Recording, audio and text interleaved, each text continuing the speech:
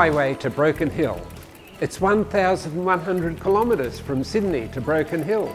As we use terms like Sydneysider or Melburnian or Taswegian, so it is that somebody from Broken Hill is called a Broken Hillite, which reminds me of meteorite or sulfite or anthracite.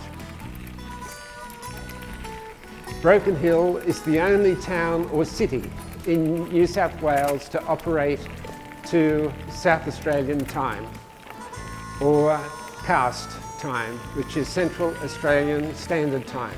Another quirk of Broken Hill is that the area code is 08 rather than 02, which is the area code for the rest of New South Wales. I learned the names of the streets of Broken Hill in case I end up living there. It's what I do when I go to a new town. It gives me a mental map. So starting from the streets that run northwest to southeast, we have McCulloch Street, named after George McCulloch. Then there is Brazil Street. And then there is Bagot Street, named after Captain Charles Bagot. And next is Zabina Street, named after Zabina Bartholomew Lane. What a wonderful name that is. Next are the names of the streets for the anions of metals, including Iodide Street, Oxide Street, Chloride Street, Sulphide Street, and Bromide Street. And Kaolin Street.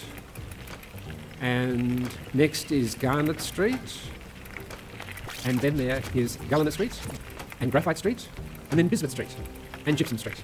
Is Crystal Street, then Argent Street, then Blend Street, and Beryl Street, and Purple Street, and Michael Street, and then Lane Street, and Chapel Street, and then there is William Street, and then there is Thomas Street, and Morgan Street, and then there is Cohen Street, and I think it's Wyman Street, and then it's Brown Street, and then Schlapp Street.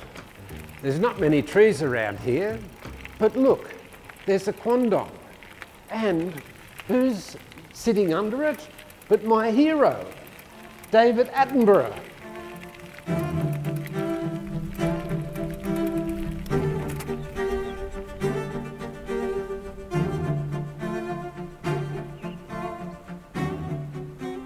Hello, David. What brings you to this God-forsaken place? I'm here to film a series on the Australian outback. What better place to be than in Broken Hill? As I look around me here, I can see the devastation caused by those early settlers and miners who cut the trees down to fire up the smelting works. Broken Hill is an extremely dry climate. It has intense sunshine.